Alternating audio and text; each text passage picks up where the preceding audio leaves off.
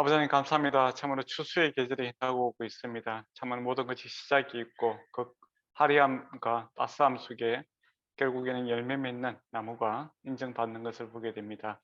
주님께서 우리의 삶을 시작하셨고 또 때를 따라 도우심의 손길이 있음을 고백합니다. 참 우리 삶 속에서도 성령의 열매를 맺음으로써 주님 보시기에 아름다운 그러한 열매들 되게 나무들 되게 하시고 착하고 충성된 종들이 되게 하여 주심으로 마지막 날에 주님께 칭찬받는 그러한 모든 종들이 되게 하여 주시옵고 또 주님의 공급함을 받음으로써 주님께 감사하게 하여 주시옵고 또 주님을 닮아가는 그러한 일들이 있게 하여 주시옵소서. 오늘 또 우리의 말씀을 보는 가운데 또 주께서 역사하여 주시옵고 또 말씀을 통해서 우리가 성장, 성숙되는 아름다운 일들이 있게 하여 주시옵소서. 예수님 이름으로 기도드리옵나이다. 아멘. 네. 오늘은 우리 레위기 17장을 이제 보도록 하겠습니다.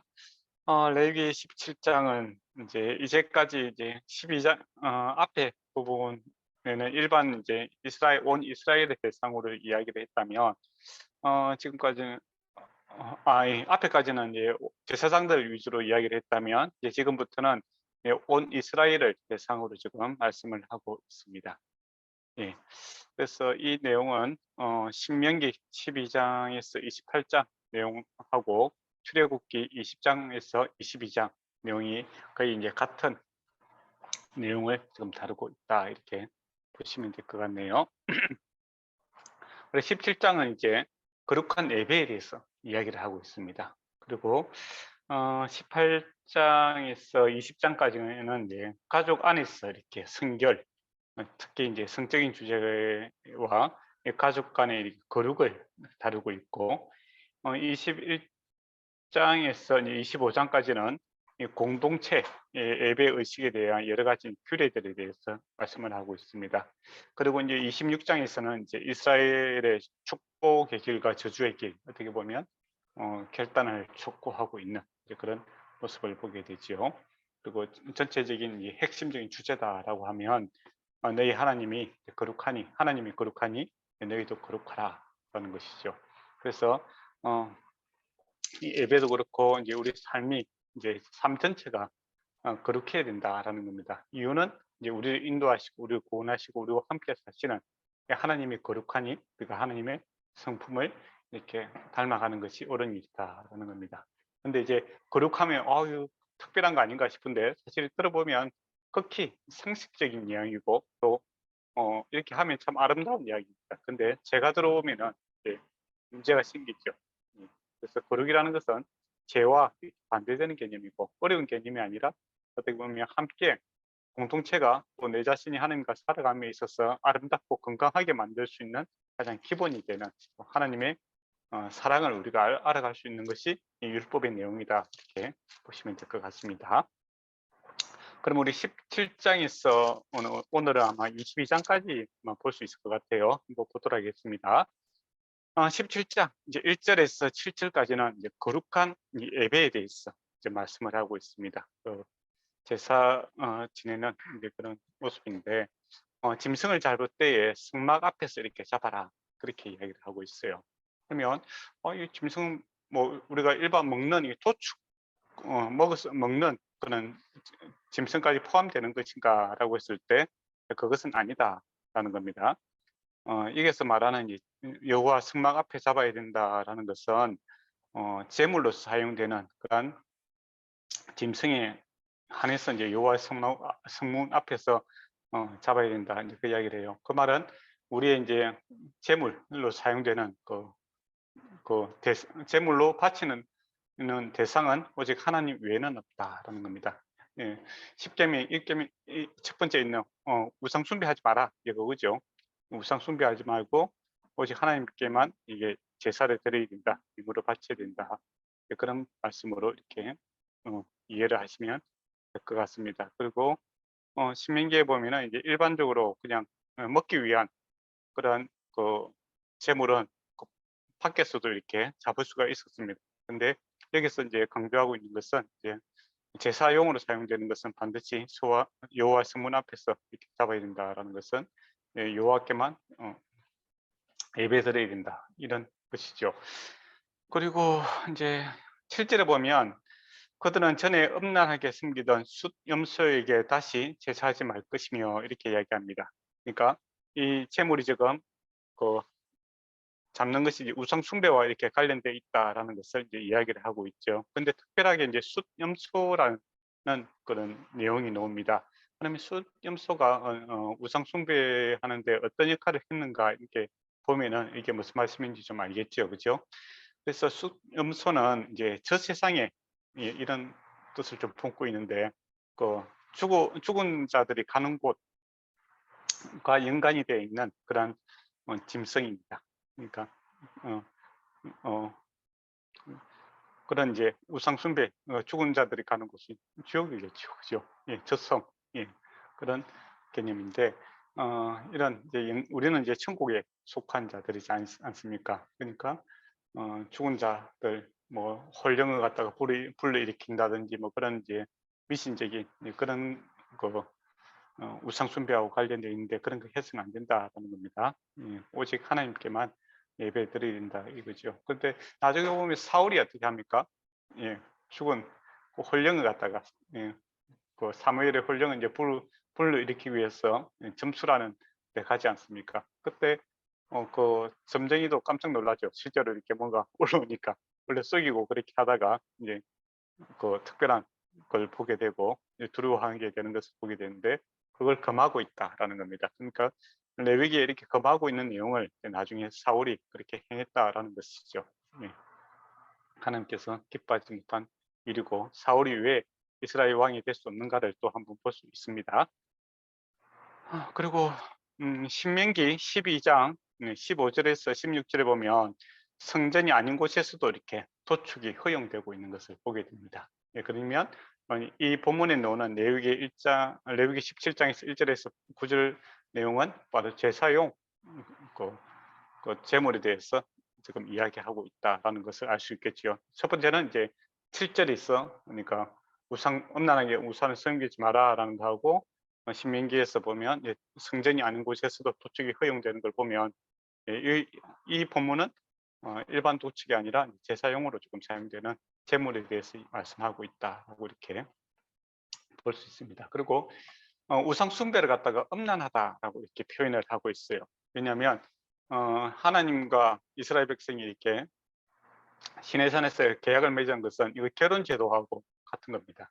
예, 그래서 다른 그 시내산에서 언약을 맺음으로써 하나님이 우리의 신랑이 되고 이스라엘 백성이 신부가 되고 한 가족이 되는, 부부가 되는 그런 계약이죠. 그런데 다른 남편, 우상을 갖다가 섬기는 것은 바람을 피우는 것에 비유를 하고 있습니다. 그것은 선지서에서도 이제 그렇게 계속 표현을 하고 있습니다. 예. 그러면 8절에 한번 볼까요? 예. 너는 또 그들에게 이르라, 이스라엘 집 사람이나 혹은 그들 중에 거룩한 거루민이 범죄나 재물을 들이대라고 되어 있죠. 그러니까 이방인에 대해서 이제 이야기를 합니다. 예. 이스라엘 백성들 출애굽할 때 어떤 일이 있었습니까? 예, 이스라엘 백성이 그 여러 잡족이 함께 놀지 않습니까? 그죠? 예, 그래서 이제 선택을 주는 거죠. 강제로 이렇게 하는 것이 아니라 민족이 혈통적으로 다르지만은, 그렇지만 우리와 함께 살기 위해서는 종교에 있어서 일치성을 보여야 된다라는 것을 이야기합니다. 그래서 이 내용은 이제 그게 함께 사는 이방인에게도 이렇게 적용이 되는 것이죠. 예, 이방인에게도 선택의 여지를 주는 겁니다. 우리가 함께 살면 같은 이스라엘 백성이 되는 거고, 그렇지 않으면 이방인이 되는 것이다. 각자 떠나야 되는 거죠. 그러니까 그 선택권을 주는 거죠. 근데 보면 칼로 이렇게 총으로 이렇게 종교를 개종하는 것은 옳지 않죠. 예, 뭐 옛날에 서구 열강들이 이렇게 식민지를 이제 개척할 때 보면 종교를 앞세워서, 칼과 이제 총을 앞세워서 이제 종교를 개종시키고 뭐 그런 일들이 많이 있었지 않습니까? 그게 이제 길게 보면 많은 이제 문제점을 일으키게 되고, 그리고 기독교를 오해케 하는 그런 일들이 생깁니다. 그래서 우리가 우리가 복음을 전함으로써 복음을 믿으라는 것이죠. 어떻게 보면 복음을 전함으로써 듣고 회개하고 돌이킴으로써 하나님 백성이 되는 것이지 강제로 이렇게 사람을 종교로 강요할 수 없다. 이제 그런 것을 볼 수 있을 것 같습니다. 처음부터 그렇게 했다라는 것이죠. 그 구절에 보면 해망문으로 가져다가 여호와께 드리지 아니하면 그는 백성 중에 끊어지리라라고 합니다. 그러니까 이방인이라도 하나님 앞에 예배드리지 않으면 다른 데 가서 예배드리면 그 이스라엘 참 이스라엘 아니다라는 겁니다. 그때부터는 이방인이다 그렇게 되는 것이죠. 그래서 참 이스라엘이다라는 것은 혈통이 중요한 것이 아니라 믿음이 있어야 이스라엘이다라는 것이고 믿음 있는 사람은 하나님 이스라엘 하나님을 이제 신으로 모시고 살아가고 다른 신을 배제하고 살아가는 믿지 않고 다른 신을 섬기지 않고 오직 하나님만 섬기는 사람이 참 이스라엘이다라는 겁니다. 그래서 로마서에 오직 보면 혈통이나 뭐 육종으로 나는 것이 아니고 오직 믿음으로 난다라는 것이 모세 오경에서부터 계속 이제 이야기가 되고 있는 겁니다. 그리고 17장 10절에서 16절에 보면 거룩한 식생을 먹는 거죠. 먹는 게 중요한데 앞에서 말했던 것처럼 피를 먹지 말라 그 이야기를 합니다. 피를 왜 먹지 말아야 된다라고 했을 때 두 가지를 이야기하고 있죠. 피는 생명이 피에 있기 때문이다.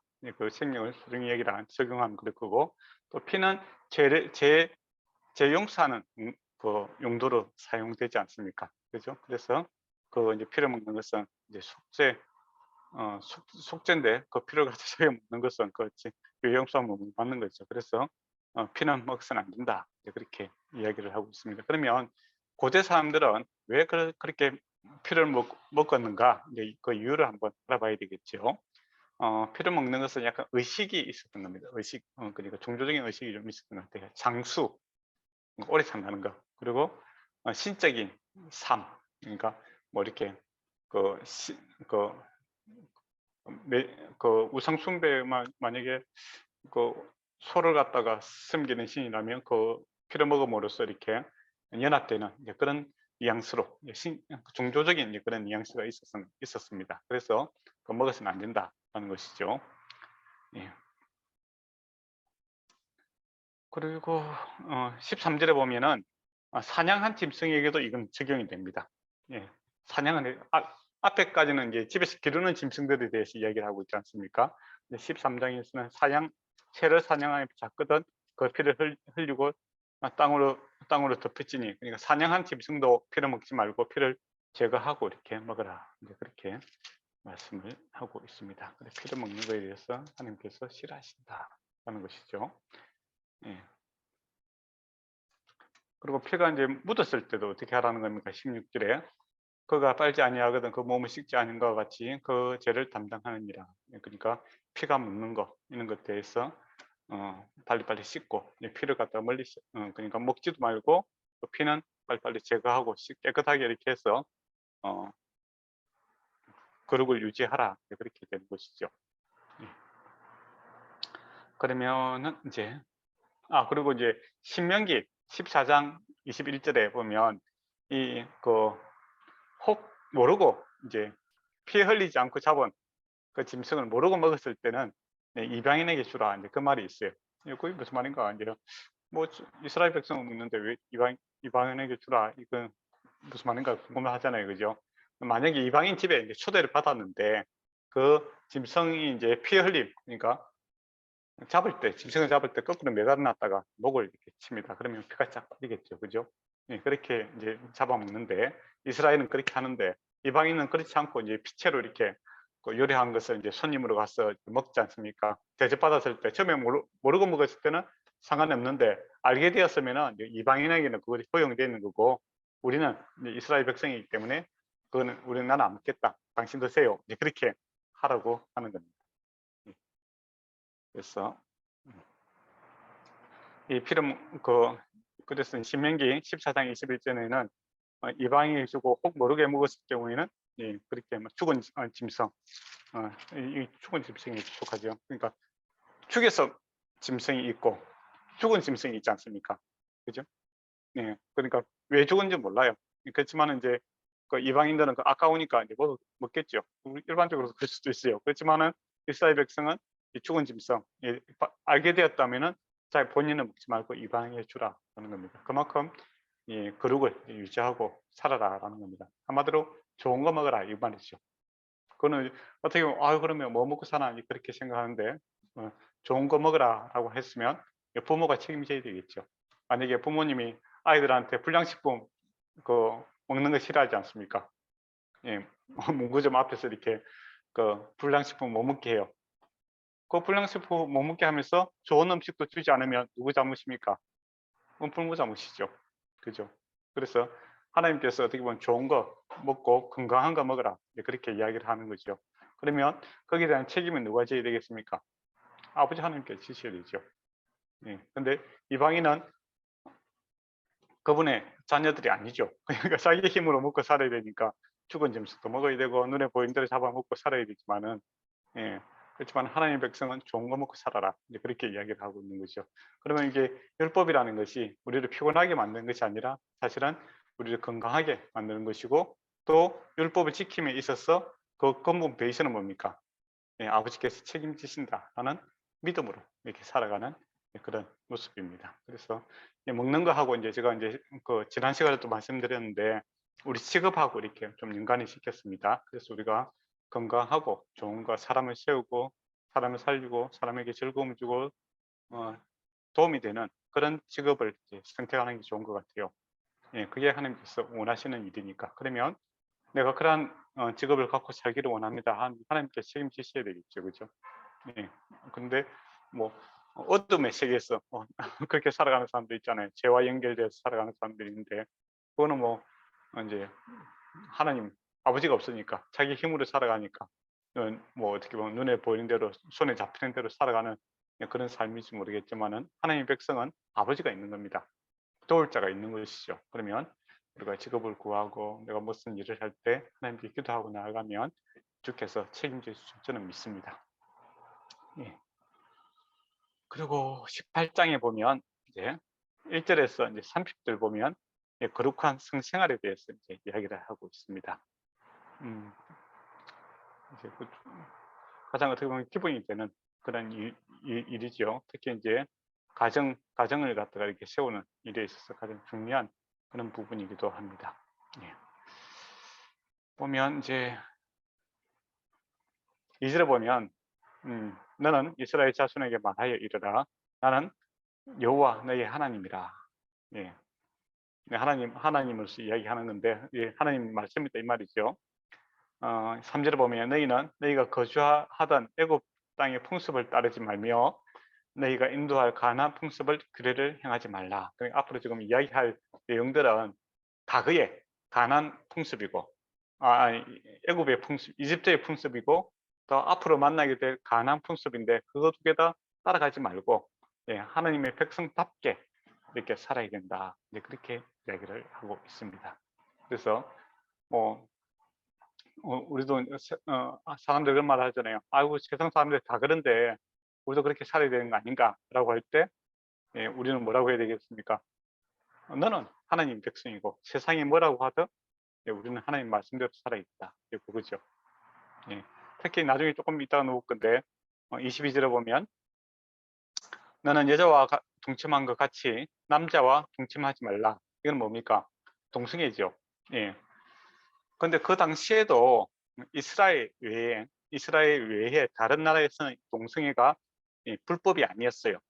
근데 오직 성경을 따르고 있는 이스라엘만 이것이 불법이었습니다. 지금도 그런 것 같아요. 어저께 보니까 뭐 서울에서 뭐 집회한다고 하더라고요. 뭐 이렇게 성소수자들 모임이 있고 그 옆에 또 가족 사랑 모임인가 해갖고 기독교 집회가 있고 그랬어요.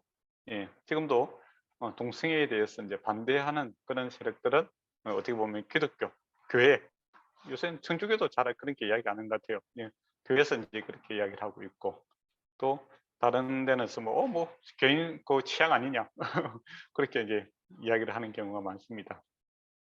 예, 그래서 뭐 다수결로 하는 것은 아니고 또 뭐 사람의 인기에 따라서 하는 것도 아니고 우리는 하나님 말씀대로 살아가는 사람들이죠. 사람들한테 인기가 없더라도 우리는 하나님의 창조 질서에 따라 이렇게 살아야 된다라는 겁니다. 그게 뭐 옛날뿐만 아니라 지금도 동일하죠. 그 당시 가나안 족속이라든지 그다음에 이집트라든지 또 로마라든지 그런데 뭐 동성애가 아주 성행을 했죠. 우리가 뭐 잘 아는 여러분 철학자들도 보면 그 당시 그런 사람들이 많았습니다. 양성애자들이 많았죠. 그렇지만은 예, 우리 기독교인들은 하나님 말씀대로 살아가야 된다는 겁니다. 왜냐하면 하나님이 우리에게 말씀하신 말씀이니까 우리가 하나님을 믿는다면 또 아버지를 믿는다면 애굽의 풍습, 과거의 뭐 모습이든지 앞으로 만나게 될 문화든지 관계없이 우리는 동일하게 하나님의 말씀대로 이렇게 살아야 된다는 것이죠. 그러면 한번 이제 구체적으로 이제 애국 풍습과 또 가나안 풍습들이 어떤 것이 있었고 무엇을 금하고 있는지를 이제 말씀을 하고 있습니다. 4절에 보면 너희는 내 법도를 따르며 내 규례를 지켜 그대로 행하라.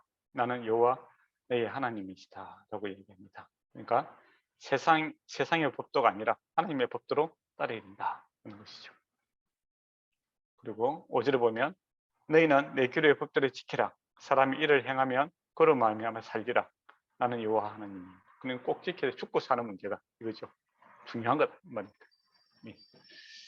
그러면 뭐가 그렇게 중요한가 이렇게 했을 때 쉽게 생각하면 이제 세 가지로 이야기합니다. 친족하고 이렇게 성생활을 해서는 안 된다라는 거고, 두 번째가 동성이 안 된다. 그다음 세 번째가 수교, 짐승과 이렇게 성관계하는 거 안 된다. 그렇게 이야기를 하고 있습니다. 극히 상식적인 이야기입니다. 그렇지 않습니까? 네. 친척하고 이렇게 저기 보면 부끄러운 내용이 많죠. 뭐 아버지, 친척에 누가 속해 있느냐라고 했을 때 7절에 보면 어머니, 아버지 들어가고 8절에 보면 아버지의 아내 같이, 그러니까 뭐 아버지가 재혼을 했다든지 새엄마죠. 예. 또 9절에 보면 내 자매, 아버지의 딸, 어머니의 딸, 그 다음에 10절에 보면 손녀, 외손녀, 예. 다 가족 범위에 들어가잖아요. 그 다음에 12절에 보면 고모, 13절에 보면 이모, 그 다음에 14절에 보면 숙모, 15절에 보면 며느리, 그 다음에 17절에 보면 여인과 여인의 딸, 그러니까 엄마하고 딸하고 한꺼번에 데리고 살았으면 극히 정상적이고 그런 이야기죠. 해서는 안 되는 거, 그렇지 않습니까? 그는 당연한 이야기를 지금 하고 있는 겁니다.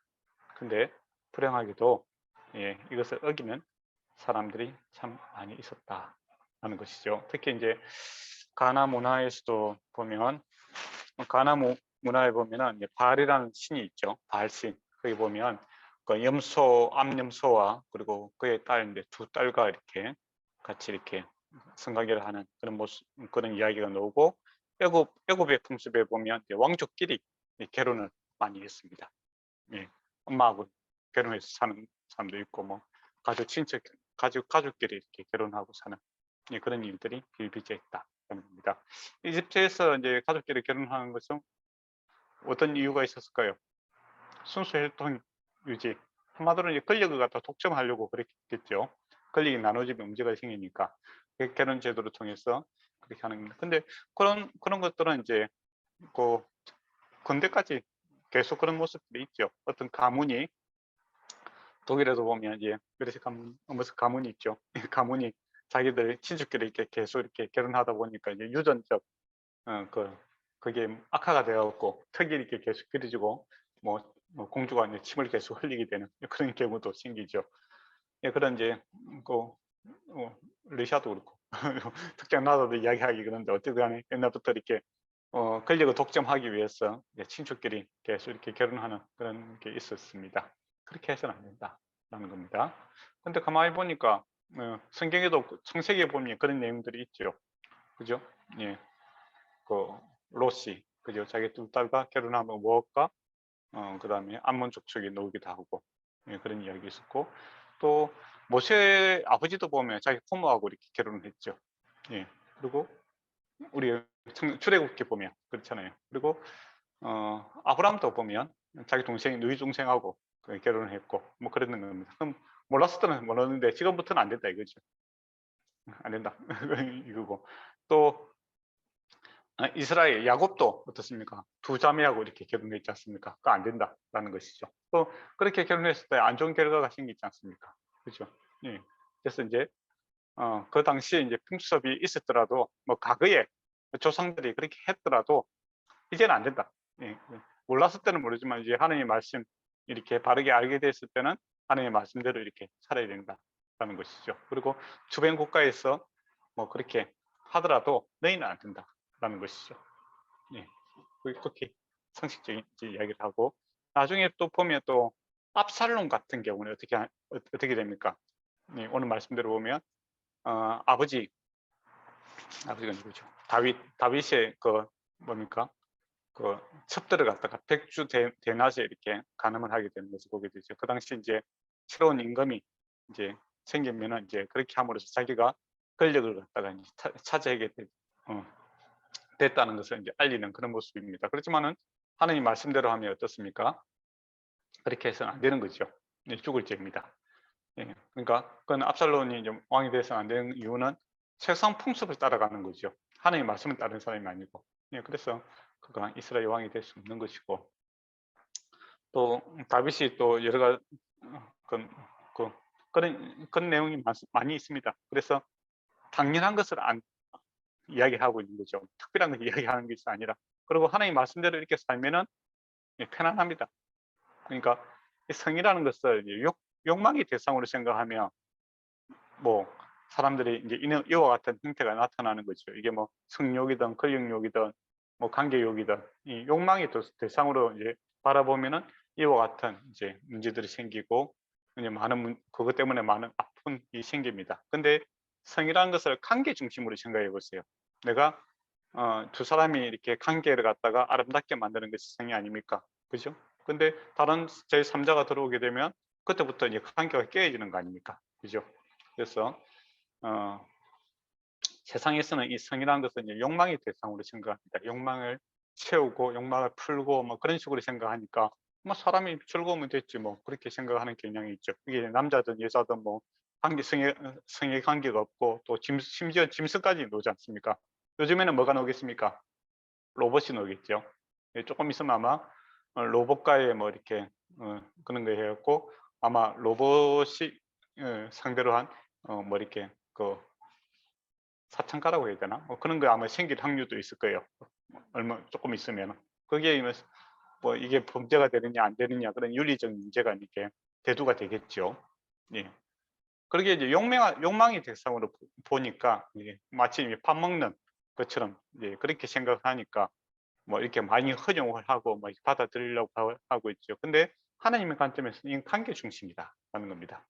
예, 두 사람이 하나가 되어 친밀함을 누리고 아름다운 관계를 이제 발전하는 수단으로서 이 성을 바라보고 있는 것이죠. 그래 본다면은 앞으로 아마 뭐 로봇과의 뭐 그 성관계가 뭐 제가 되느냐 안 되느냐 그런 문제 하도가 곧 생길 거예요. 예. 그렇게 했을 때 이제 우리 입장은 뭐가 되겠습니까? 이거는 짐승과 수교와도 비슷하겠죠. 비인격적인 존재와 이렇게 그죠? 그렇게 했을 때 이거는 이제 뭐 로봇과 우리가 관계를 뭐 인격적인 관계를 형성하면서 할 건 아니잖아요, 그죠? 예, 성이라는 것은 하나님께서 주신 이 각자의 인격체가 정말 둘이 하나 되는 이제 그런 아름다운 관계의 수단으로서 이렇게 사용되어야 된다라는 것이 하나님이고 또 내가 이게 사용하는 관계로 인하여 다른 사람의 관계가 깨어진다면 그는 허용돼서는 안 된다. 이렇게 관점으로 이렇게 해석하면 좋을 것 같아요. 그죠? 예, 그래서 이제 보면 나중에 그 아내가 18절에 보면 너는 아내가 생존할 동안에는 그 자매를 데리다가 그 하체를 범하여 그를 질투하게 하지 말지니라 이 말이 나오거든요. 그러니까 두 자매가 있어. 근데 한 자매가 살아있을 때 그렇게 하면 문제가 되는데 아내가 죽고 예, 그 다른 자매와 결혼하는 것은 법적으로 문제가 되지 않는다. 그런 거예요. 그러면 이게 무슨 말입니까 하면 이게 관계 중심이구나. 그렇게 이해가 되지요. 그러니까 친척이 아니지만은 그 뭐 다른 그 사람이지만은 예, 내가 이 관계를 함으로써 다른 사람이 상처를 입고 관계가 깨어진다면 그건 안 된다 이거죠. 그러니까 하나님께서 이 성을 갖다가 이 관계 중심으로 보고 있고, 또 세상은 이것을 욕망의 중심에서 이렇게 보고 있다. 이렇게 큰 시각에서 이렇게 보시면 될 것 같습니다. 네. 그런 의미에서 안 된다 보시죠. 19절에 보면 이제 여인이 월경에 불경한 동안에는 그에게 가까이 하지 마라, 그에 접근하지 마라 라는 것이죠. 그거는 이제 여성분이 약해 있을 때 자기 만족을 위해서 그렇게 해서는 안 된다라는 겁니다. 보호적인 차원이죠. 그러니까 욕망풀이로 생각하지 말고 배우자를 지키고 보호하고 서로의 관계를 건강한 관계 속에서 이루어져야 된다라는 것이죠. 그리고 21절에 보면 항이 20절도 뭐 당연한 겁니다. 내 이웃의 아내를 동침하지 말라. 이건 뭐 당연한 거죠. 예, 그리고 21절에 보면 너는 결탄코 자녀를 몰렉에게 주지 마라 이렇게 이야기하죠. 불러 통과시키지 마라라는 건데, 몰렉이라는 것은 이제 우상 숭배의 하나의 모습인데, 몰렉신은 어떻게 생겼냐면은 손에 이렇게 설판 숭동을 이렇게 손 모양을 이렇게 만들어 놨어요. 근데 이게 볼록하게 이렇게 만들어 놨습니다. 볼록하게. 그리고 앞에는 입을 딱 벌리고 있죠. 근데 자녀를 아이를 갖다가 손바닥 위에 이렇게 얹어요. 그리고 밑에다가 불로 때우는 겁니다. 그러면 뜨겁잖아요. 그죠? 그러면 사람이 이렇게 꿈틀거리잖아요. 근데 이게 경사가 이렇게 지게끔 되어 있어요. 그러면 어떻게 되겠어요? 사람이 또로록 굴러가겠죠. 그래서 그 입으로 불덩이 속으로 쏙 들어가게 됩니다. 잔인한 일이죠. 예. 그렇게 이제 자기 자녀를 갖다가 몰렉신에게 바친 이런 그런 풍습이 있었습니다. 하나님께서 안 된다라고 이야기했죠. 그런데 이스라엘 왕 중에 그렇게 행하는 사람이 있었습니다. 그 누구냐면 므낫세. 여러분 므낫세 왕 아시죠? 므낫세가 나중에 이제 전쟁에서 이제 급하게 되니까 자기 아들을 갖다가 이 몰렉신에게 이렇게 바쳐요. 제물로. 그러면 이렇게 충동판 위에다가 손 모양으로 된 볼록한 손 모양 위에다가 자기 아들을 이렇게 놓고 불로 붙이는 거예요. 그러면 아이가 얼마나 뜨겁겠습니까? 막 소리 지르면서 이렇게 또록 굴려가서 이제 우상의 입에 불이 확 노는 거 있잖아요. 그게 쏙 들어가는 거예요. 그렇게 해서 이제 제물로 바쳤던 왕이 므낫세입니다. 아주 잔인한 사람이죠. 자기 살 거라고 자기 아들을 갖다가 죽이는, 비열합니다. 근데 우리 하나님은 어떻습니까? 우리를 살리기 위해서 자기 아들을 제물로 주신 분이죠. 비교할 수가 없는 겁니다. 예. 근데 이제 나중에 이제 므낫세가 이제 이스라엘 왕 중에서 최고 악한 왕에 속합니다. 그죠? 열왕기 상하에 보면 가장 악한 왕에 속해요. 온갖 나쁜 짓을 다 합니다. 나쁜 짓의 종합판이라고 할 수 있죠. 그런데 놀랍게도 역대 상하에 보면 이 므낫세가 죽을 때 회개를 합니다. 마지막에 회개함으로써 열왕들이 묻힌 그 부대에 묻히게 돼요. 그 말은 무슨 말이냐면은 그가 구원을 받다 이 말입니다. 놀랍죠. 그래서 역대 상하는 열왕기 상하는 이스라엘이 왜 망하게 됐는가를 이야기하는 겁니다. 그래서 압살롬부터 시작해서 솔로몬이 그렇게 그 방탕한 삶과 또 이렇게 문란한 삶과 또 사치스러운 삶으로 인하여 이렇게 망하게 되는 그 모습을 쫙 이야기를 하고 있죠. 그리고 제일 결정판은 므낫세와 같이 자기 아들을 갖다 몰락에 바치는 이런 터무니없는 온갖 선지자들 죽이는 그런 모습입니다. 그래서 이스라엘이 망했다. 말씀에서 떠나기 때문에 망했다는 것이고, 역대 상하는 이스라엘 백성이 이제 바벨론 포로로 갔다가 잡혔다가 이제 다시 돌아와서 기록을 하는 겁니다. 그때 중요한 건 뭐겠습니까? 다시 시작하자 이거 아니에요. 그죠? 그래서 역대 상하는 인간의 죄보다는 하나님의 용서를 더 부각을 시키고 있습니다. 그래서 므낫세 같은 이 악한 왕도 마지막에 회개했더니 하나님께서 구원해 주시더라라는 이야기를 하고 있죠. 그래서 역대상하에 므낫세가 회개함으로써 열왕조의 모에 이렇게 묻히게 되는 그런 일이 되죠. 그러니까 인간의 죄보다는 하나님의 사랑이 크다라는 것을 역대상하에서 보여주고 있습니다. 그리고 므낫세가 그렇게 세운 이 몰렉을 섬기는 이런 모습이 있었는데 요시야, 그 다음 왕이 요시야지, 그죠? 요시야가 이 모든 이 몰렉 그 신전을 갖다 다 전수시켜 버리고 다 태워버리고, 예, 그게 막 이제 쓰레기 더미를 갖다 부어버리는 그런 일이 생겼죠. 그렇지만은 요시야의 개혁이 그렇게 오래 가지는 못합니다. 그러니까 큰 대세가 이렇게 한번 기울어지면 참 다시 돌이키기가 참 쉽지 않다라는 겁니다. 그래서 죄는 처음부터 이렇게 잘 관리를 해야 됩니다. 예. 예, 그리고 이제 22절에 보면 여자와 같이 남자와 동침하지 말라. 동성애죠. 왜 동성애가 안 되는가? 창조 원리에서 안 맞는 거죠. 예. 그리고 창조 원리에서 맞지 않는 겁니다.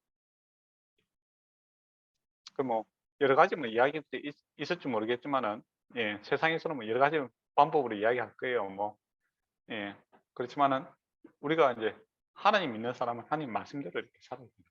창조 원리에 맞춰서, 예, 살아야 되는 것이 정당한 일, 에너지금이나 동일하다는 겁니다.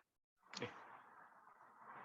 그리고 이제 23절에 보면 너는 짐승과 합하여, 예, 자기를 더럽히지 말라, 그렇게 이야기했는데, 뭐 그리스 로마 신화도 그렇고 뭐 제우스는 그 신들이 보면 그 그리스 로마 신화에 보면 제우스가 뭐 염소 그 암소 그다음에 뭐 백조로 변하기도 하고, 또 뭐 하늘에 비가 되어서 또 뭐 관계를 갖기도 하고, 뭐 여러 가지 이야기들 많이 나옵니다. 그죠? 예. 근데 이게 단순히 이야기가 아니라 그 당시에 이제 그 가나안 족도 그렇고 가나안 민족도 그렇고 이집트도 그렇고 이렇게 짐승들과 이렇게 수교, 그 관계를 갖는, 예, 그런 일들이 많았습니다. 예, 그러니까 종교적인 이유 때문에 그럴 수도 있고, 그 다음에 뭐 욕망을 처리하는 그런 방법일 수도 있고, 뭐 그런 일들이 있었는데 하나님께서 안 된다라는 것이죠. 예, 그리고 일반적으로 건강한 사람들 같은 경우에는 뭐 그런 생각도 안 하는데, 이거 하나의 욕망에 이렇게 사로잡히게 되면 사람이, 예, 거의 짐승화되는, 그러니까 끝을 보는 거죠. 그러니까 전체적으로 보면 성을 욕망의 대상으로 보면 끝이 없는 거죠. 그러다 보면 이제 타락 이렇게 하다가 나중에 뭐습니까? 향락을 쫓아가다가 나중에 마약성으로 이렇게 빠지게 되는 경우가 많습니다. 예. 예, 그렇지 않습니까? 그게 참 문제가 되는 것이죠. 하나님께서 원치 않는다라는 겁니다. 그리고 24절 보면 이제 너희는 이 모든 일에 스스로 더럽히지 말라. 이 더러운 일이다. 그렇죠? 내가 너희 앞에서 내 족속들이 이 모든 일로 말미암아 더러워졌고, 그러니까 가나안 땅에 있는 사람들이 이것 때문에 이렇게 그 가족 간에 또는 그다음 동성애와 또 수교 이런 이렇게 문란한 생활 때문에 하나님께서 그들을 심판하고 이제 너희를 보냈는데, 너희가 똑같이 한다면 너희도 토해버리겠다, 그렇게 이야기를 하고 있죠. 그래서 25절에 보면 그 땅도 더러워졌으므로, 이제 만약에 그렇게 하면 그 땅도 더러워진다 이거죠. 그 악으로 말미암아 벌하고 그 땅도 스스로 그 주민을 토하여 내리라. 네, 가는 쪽에서 쫓아내겠다 이야기를 합니다. 근데 이스라엘 백성이 어떻게 하죠? 가나화돼 버립니다. 그죠? 그렇게 보면 나중에 결국에는 하나님께 토해버렸죠. 그게 어떻습니까? 아수르에 의해서 끌려가게 되고 바벨론에 의해서 이제 끌려가게 됩니다. 그리고 나서 70년 동안 다시 정결케해서 다시 불러들이고 있는 것을 보게 되죠. 그래 보면 참 우리가 땅의 저주, 이것도 인간의 죄 때문에 땅의 저주가 이렇게 생기고 있다는 것을 보게 됩니다. 그러니까 참 인간의 죄의 그 영향력이다라는 것은 한 개인을 넘어서 사회를 넘어서 그 자연까지 영향을 미치고 있다라는 것을 보게 되죠. 그만큼 하나님께서 죄를 싫어하시고 또 죄의 영향력이 크다라는 겁니다.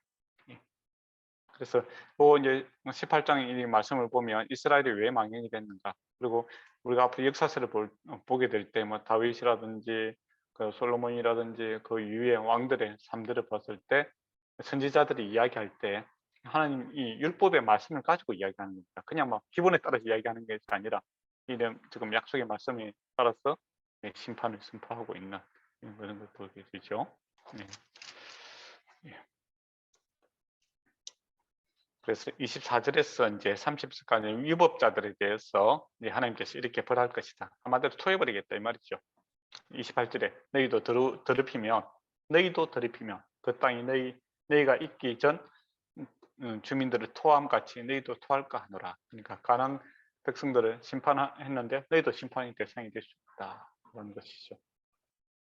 예. 그리고 29절에 이 가증한 모든 일을 행하는 자는 그 백성 중에서 끊어지리라. 예. 의도적으로 또 의지를 가지고 계속 하나님의 말씀을 무시하고 살아가면 하나님의 백성 아니다. 그렇게 되는 것이죠. 그러므로 너희는 내 명령을 지키고 너희가 들어가기 전에 행하던 가증한, 그러니까 들어가기 전에 가증한 행위는 뭡니까? 애굽 땅에서 했던 가증한 행위도 버리고 이제 보아라 이제는 새 사람이 되었다 이거죠. 옛날에 죽고 이제 새롭게 되었으니까 하나님 섬기고 이렇게 살아야 된다. 나는 죽고 내 안에 예수가 살아나기를 원한다. 라는 것이죠. 나는 옛 사람은 가고 이제는 새 사람이었다. 그러나 but now 그러나 지금은 이제 옛날에 어쨌든 간에 지금은 내가 하나님의 사람으로 살아야 된다라는 것이죠. 그래서 이 믿음이라는 거, 하나님 백성 되었다는 것은 하나님 행위하고는 결코 또 분리시킬 수가 없는 거예요. 믿음과 행위는 좀 일치되는 거 아닙니까? 만약에 하나님과 계약을 맺고 구원을 받았다는 믿음이 있다면은 믿음의 삶, 율법의 삶을 살아야 된다라는 것이죠. 그 율법이 뭐 어려운 게 아니라 어떻게 보면 당연한 거. 하나님 주신 창조 질서와 하나님의 마음을 품고 살아가는 것이 율법이다라는 것이죠. 그리고 뭐 만약에 마음대로 이렇게 살아갔을 때 얼마나 불편하겠습니까? 그죠? 얼마나 물란하고 뭐 집이 편안할 리가 없잖아요. 이렇게 살아가면 그죠?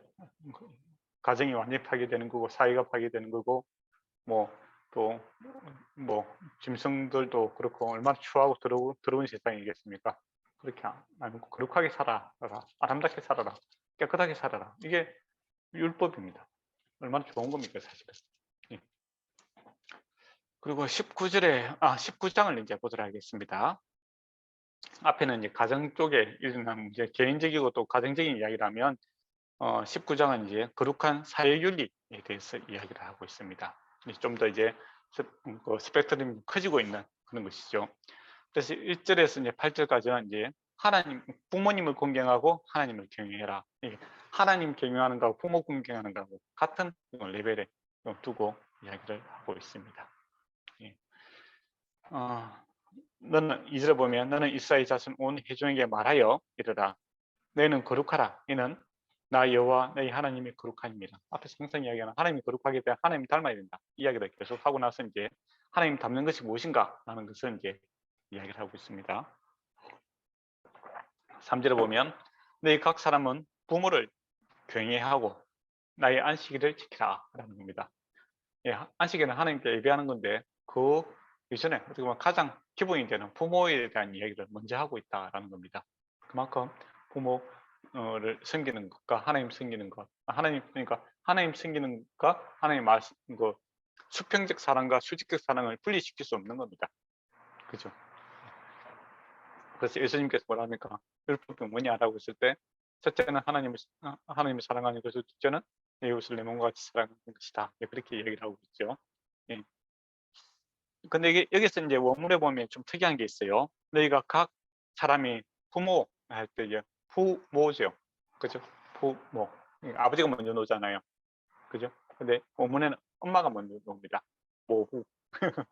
근데 다른 데서는 이제 아버지가 보통 일반적으로 대표성을 가지고 많이 놓는데 여기서는 모부, 엄마가 먼저 놓아요. 그러다 보면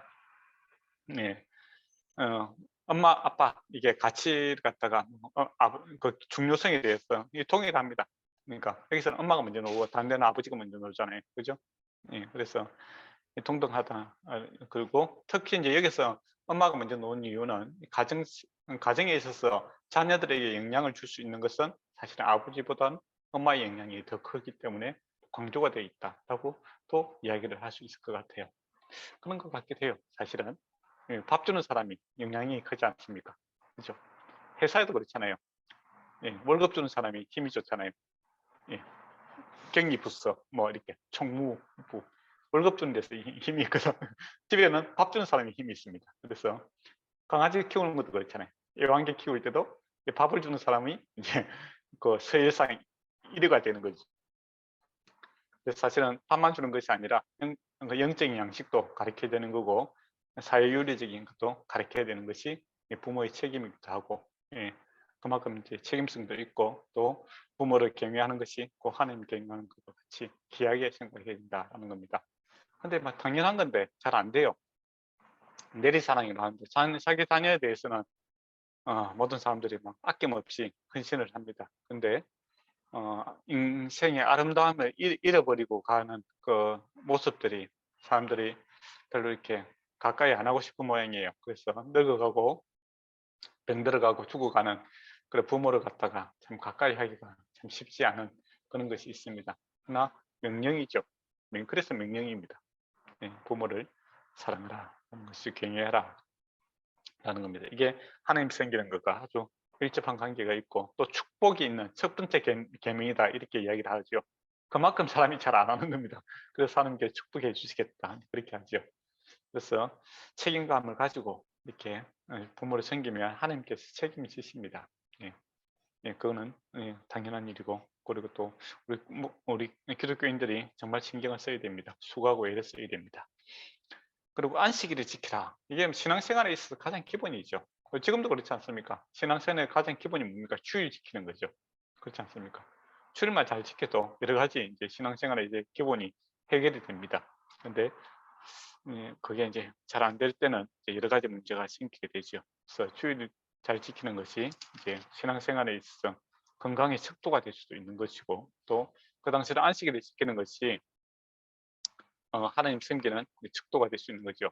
근데 얼마나 감사합니까? 회사는 이제 만약에 야근시키고 그 다음에 노는 날에 또 일시키고 그러면 싫어할 건데, 하나님은 쉬어라고 하잖아요. 그죠? 쉬어라고 하는데 그래 불만이 많아요. 못 쉬겠다고. 그 참 웃기지 않습니까? 회사에서 휴가를 주는데 유급 휴가 주잖아요. 그 강야에서 보면 안식일 날 되면 그 전에 그 2배로 이렇게 음식이 내리지 않습니까? 그죠? 그 쉬어라는데 그 쉬기 싫어하는 사람 참 희한하죠. 일하라는 것도 아니고, 세상은 뭐 더 일해라, 더 다오. 뭐 애굽에서 바로는 뭡니까? 뭐 더 밤낮으로 이렇게 더 벽돌을 많이 만들고 뭐 그렇게 계속 요구를 하잖아요. 거기 불만이었던 사람들이 하나님 생기게 되니까 쉬어라, 쉬어라 하는데 그거 쉬는 거 싫어갖고 그렇게 지키지 않는 그런 모습을 보게 되죠. 그러면 하나님께서 무리한 걸 요구하는 게 아니잖아요. 주일 쉬어라, 일하라는 것도 아니고 쉬어라고 하는데 주일을 안 지키겠다고 이렇게 애를 쓴다면 좀 안타까운 일이죠. 그래서 주일은 쉬는 게 낫습니다. 공부도 쉬고 일도 쉬고. 그래요. 학생 때 저도 쉬었어요. 주일날. 우리 교회 다니는 사람들은 다 주일날 내일 시험이 있더라도 쉬었습니다. 그래도 뭐 공부 못한 사람들은 별로 없었어요. 보면 이제 그때 한 20명 가까이 있었는데 한 10명 이상은 그래도 뭐 의사도 하고 변호사도 하고 뭐 그런 직종을 많이 하고, 또 뭐 다 좋은 직장에 대부분 다니고 있더라고요. 목사도 꽤 많이 나오고. 주일날 쉬어도 돼요. 그렇다고 제가 이제 주일날 쉬어갖고 제가 뭐 공부를 못하고 뭐 먹고 삶이야, 그것도 아니에요. 그 주일날 열심히 일했던 사람들은 지금도 주일날 열심히 일해야 먹고 사는 사람들이 있고, 나는 그때도 쉬고 지금도 쉬고 얼마나 좋습니까? 예. 그래서 우리 자녀들도 그렇고 우리 학생들도 그렇고 주일날, 또 우리 부모들도 그렇고 주일날 쉬어야 됩니다. 일하라는 것도 아니고 쉬라는데 그렇게 불만을 가지지 않겠습니까? 쉬라고 하는 사람이 책임지겠다는 거 아닙니까? 그래서 주일에 성수하는 것은 하나님께서 나를 구원하셨다라는 믿음이고, 또 주님께서 책임지실 것이라는 믿음이고, 또 앞으로도 책임지실 거라는 믿음이죠. 과거, 현재, 미래가 다 주님의 손안에 있고, 내가 내노력을 사는 것이 아니라 주님의 은혜로 살아간다라는 고백을 하는 것이 주일에 쉬는 겁니다. 안식일에 쉬는 것이죠. 그만큼 주께서 다 책임지신다는 표현이죠. 그러면 믿음으로 그냥 쉬면 됩니다. 근데 사람들이 이제 그 믿음이 없으면 주일날 쉬지를 못하죠. 내 생명이 내가 지켜야 되고 내가 먹고 사는 것이 내 노력으로 살아야 된다라고 하면은 평생 못 쉽니다, 사실은. 근데 뭐 보면은 뭐 예수 믿는 사람이나 믿지 않는 사람이나 그 주일에 쉬는 사람과 일하는 사람들이 살아가는 건 별 크게 다르진 않아요. 다 하루 세끼 밥 먹고 살아가는데 쉬면서 즐거워하면서 살아가는 게 얼마나 좋습니까? 그죠? 예. 그래 보면 이제 휴일날 쉬지 않는 사람들 수고하고 무거운 짐을 지고 살아가는 거죠. 내가 모든 삶을 내가 책임져야 된다라니까 쉼을 얻을 수 없는 거고, 예수 믿는 사람들은 내가 책임지는 것이 아니라 주님께서 책임지신다라는 것을 믿음으로 고백하고 나는 모르겠다 이거죠. 주께서 책임질 줄 믿습니다 하고 주를 내시는 거죠. 그러면 실제로 주께서 책임을 지십니다. 그러니까 우리가 사는 거죠. 예. 그리고 4절을 보면 너희는 헛된 것들을 향하지 말고 신상들을 부어 만들지 말라. 너희 하나님은 여호와님이시니라. 이것도 얼마나 감사합니까?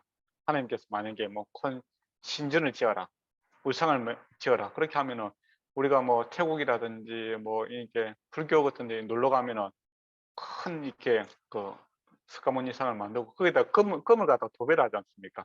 그죠? 그 얼마나 많은 재산이 허비되고 뭐 그렇게 하겠어요. 그 하나님께 하지 말라는 거예요. 쓸데없는 짓이다. 예. 그러니까 얼마나 부담이 없겠습니까? 또 이집트에서 살았다고 생각해 보세요. 피라미드 이렇게 만들고 그렇게 하잖아요. 그뭐 엄청난 크기지 않습니까? 근데 거기는 지금은 이제 흙이지만은 옛날에는 거기다가 그 대리석을 갖다 입혔다고 하더라고요. 그러니까 멀리서 보면 반짝반짝했겠죠. 그 얼마나 많은 희생이 따르고 그렇게 했습니까? 하나님 그거 하지 말라는 겁니다. 얼마나 감사합니까? 예. 근데 그게 또 불만을 가진 사람들이 있고 뭔가를 계속 만들려고 하고 그죠. 안타깝죠. 하나님께서 실상이 있기 때문에 허상은 필요가 없는 겁니다. 근데 실상이 없으면 허상에 집착하게 되죠. 사람도 그렇지 않습니까? 안에 이렇게 내공이 있는 사람들은 허상이 별로 관심이 없어요. 근데 안에 이렇게 실상이 좀 부실하면 외행에 이제 치우치게 되죠. 예. 그 텔레비에도 보면 그렇잖아요. 뭐 잡스인가? 아주 세계적인 부자들은 보면 그냥 맨티를 입고 나오고 어중간한 부자들은 뭔가를 채우기 위해서 명품을 입고 나옵니다. 그렇지 않습니까? 예.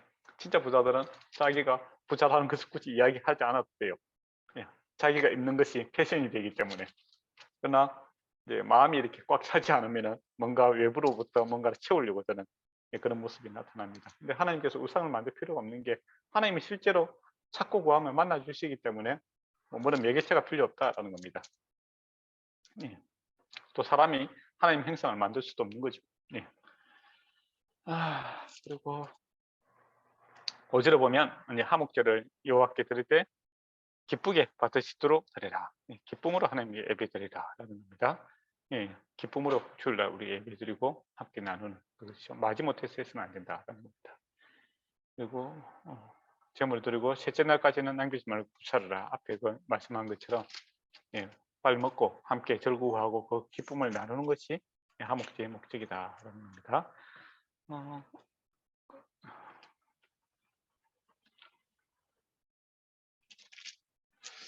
그리고 9절에서 이제 18절까지는 이제 공동체의 이제 윤리에 대해서 이야기를 하고 있습니다.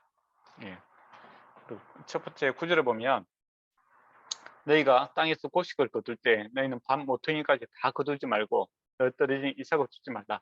그리고 포도 열매를 수확을 할 때 포도 떨어진 열매는 주지 말고 그루민하게 주어라 이렇게 이야기를 하고 있죠. 이거 얼마나 멋있는 말입니까? 그러니까 수수할 때 다 거두지 말고 남겨두라라는 겁니다. 왜?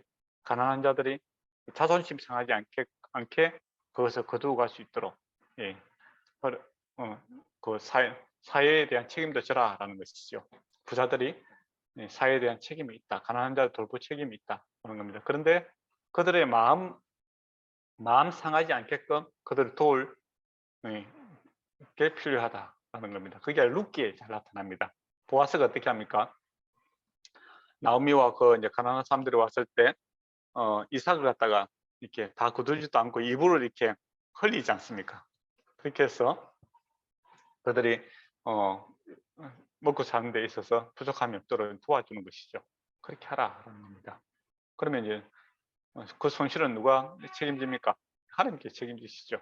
가보와 고아와 나그네를 돌보면 하나님께서 더 채워주시는 것을 보게 됩니다. 우리가 보아스가 뭐 그렇게 나눠 주었더니 굶어 죽었다 그런 이야기 없잖아요. 그렇죠? 예, 나중에 이스라엘의 그 다윗 왕의 조상이 되는 그런 복도 받게 되는 것을 보게 되죠. 예, 그만큼 이렇게 하나님께서 이 공동체에 대한 책임을 이제 질 수 있게끔 이제 풍성하게 살아가기를 원하신다라는 겁니다. 그래서 기독교인들이 이제 부자가 돼서 아름다운 부자들이 되었으면 좋겠어요. 이렇게 멋있게 사회에 대한 가난하고 힘든 자들을 돌볼 수 있을 뿐만 아니라 또 빵을 주되 마음을 상하게 하면 참 기분 나쁘거든요. 보통 이제 그래서 이제 돈을 쓰고도 요거도 먹는 이유가 뭡니까? 뭐 사진 찍기 위해서 봉사하는 경우가 많잖아요. 정치인들 뭐 있는 사람들 기업에서 또 어려운 사람 도와준다 하고 뭐 그건 좋죠. 근데 뭐 꼭 사진 찍으라 하고 그렇잖아요. 그 사진 찍을 때 자기들은 뭐 이렇게 이 많은 사람들 내가 도와줬으면 좋겠습니다 이렇게 했지만은 그 옆에 그 도움을 받는 사람들 입장에서는 기분 나쁠 수도 있잖아요.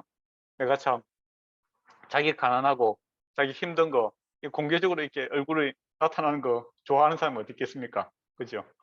예, 그렇게 해서 마음을 상하는 경우가 많지요. 그래서 이제 보는 사람들도 그렇고 또 옆에 있는 사람도 이제 위선적으로 느끼게 되는 그런 경우가 많습니다. 그래서 이런 것을 방지하기 위해서 그냥 다 거두지 말고 남겨두고 예, 법적으로 이제 그것을 필요한 사람이 가져갈 수 있게끔 그렇게 하고 있는 겁니다. 그러니까 물질적으로 도와줄 뿐만 아니라 이제 그들의 마음도 살피시는 그런 하나님이 마음을 볼 수 있겠죠. 그래서 교회에서도 이런 것을 필요합니다. 그래서 어떤 교회에서 뭐 어떤 어려운 사람들 도울 때 사진 찍는 거 조심해야 돼요. 예, 가서. 예, 그러니까 뭐 옛날에 어떤 분이 이제 어떤 뭐 학생에게 자전거 필요해서 이제 주고 교회 앞에 와서 이제 간정도 시키고 그러더라고요. 그거 보고 참 별로 기분이 안 좋았어요. 예. 물론 이제 이제 목사님은 이제 자기가 와서 이렇게 이렇게 좋은 일을 하고 있다. 그렇게 해서 교회도 자랑도 하고 또 이웃들한테 전도의 수단으로서 뭐 삼고자 할지는 모르겠지만은 그 학생 입장에서는 기분이 나쁠 수가 있잖아요. 그죠? 꼴랑 뭐 자전거 뭐 하나 받고 예, 자기가 뭐 이렇게 어렵다는 것을 공개적으로 이렇게 예, 그렇게 되는 거 얼마나 부끄러운 일입니까? 차라리 안 받고 말지. 그렇지만은 내가 돈이 없어서 받아야 된다. 나는 이렇게 마음이 생길 수가 있거든요. 예, 그런 거는 성경적 방법이 아니다라는 겁니다. 그래서 오른손이 한 것을 왼손이 모르게 예, 도와줄 때는 예, 말없이 예, 남한테 소문내지 않고 또 그 사람이 마음 다치지 않도록 예, 그렇게 섬세하게 배려심을 가지고 예, 정말 노력하면서 도와줘야 됩니다. 예. 그리고 도와줬을 때에는 보통은 이제 좋은 소리를 못 듣습니다. 예, 그러니까 보통 이제 좋은 소리를 들을 거라 생각하는데 도움을 받는 사람 입장에서는 일단 마음도 많이 다치고 그렇게 하고 마음이 일단 많이 힘든 상황이기 때문에 모든 것을 안 좋게 보는 경향이 많고 또 늘 불만스러워하는 경향이 많습니다. 그래서 사도행전을 보면 어, 사도들이 그 가부들을 도와주지 않습니까? 제일 먼저 들은 소리는 뭡니까? 감사하다는 소리가 아니라 불평이었습니다. 그래서 우리가 선을 행할 때 불평 들을 수 있다라는 그 마음을 먼저 생각해야 됩니다. 근데 선을 행했으니 당연히 감사하게 생각하고 당연히 좋은 이야기 할 거라라고 했는데 불평을 들으면 사람이 많이 이렇게 속상하거든요. 예. 근데 예수님도 문둥병자를 10사람이 이렇게 치유했을 때 한 사람만 들어와서 감사하다고 이야기를 하지 않습니까? 그래서 우리가 선을 행할 때 감사하다고 이렇게 돌아오는 사람은 반응하는 사람은 그 사람 대단한 사람입니다. 근데 열에 한 명이 그렇게 하고 열에 9명은 예, 그냥 사라진 그냥 표현을 안 한다든지 때로는 분노하는 경우도 있다라는 것도 생각을 하셔야 됩니다. 그래서 우리가 선을 행할 때 칭찬은 하나님께만 받을 생각을 해야지 사람에게 받을 생각을 하게 되면 여러 사람이 다칩니다. 봉사하는 사람도 마음이 다치고 받는 사람도 마음이 다치고 예, 옆에서 보는 사람도 윗선적이다고 이렇게 예, 마음을 다치는 경우가 생긴다는 겁니다. 예, 그래서 하나님께서 방법을 제시하고 있는 것이죠. 거둘 때 다 거두지 말고 내버려두라. 그리고 필요한 사람들이 그냥 가져가서 자기들 노력을 해서 그것을 가져오도록 해라라는 겁니다. 예. 그리고 11절에 보면 이제 너희는 도둑질 하지 말며 속이지 말며 거짓 증인하지 말고 거짓 맹세하지 마라라고 이야기를 합니다. 당연한 것이죠. 그리고 13절에 보면 너는 내 의을 억울하지 하게 말며 착취하지 말며 품삯을 아침까지 밤새도록 내게 두지 말라. 그러니까 억울한 일 당하지 않도록 해라 라는 겁니다. 그리고 돈을 주더라도 즉각적으로 줘야 되지 애매기는 경우가 있죠. 우리 거래대금 회사도 그렇잖아요. 당연히 내가 일하고 내가 받아야 되고 물건 주고 내가 받아야 되는데 거기서 계속 지연해서 애를 미기는 경우가 있습니다. 그렇게 하면 안 된다라는 겁니다.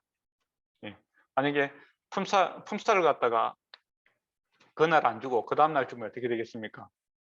하루 일당 먹고 사는 사람들은 그거 받아가서 오늘 저녁에 우리 아이들과 아내와 또 가족들을 먹어야 되는데 그거 아침에 주면 어떻게 되겠습니까? 그날 배를 굶게 되잖아요.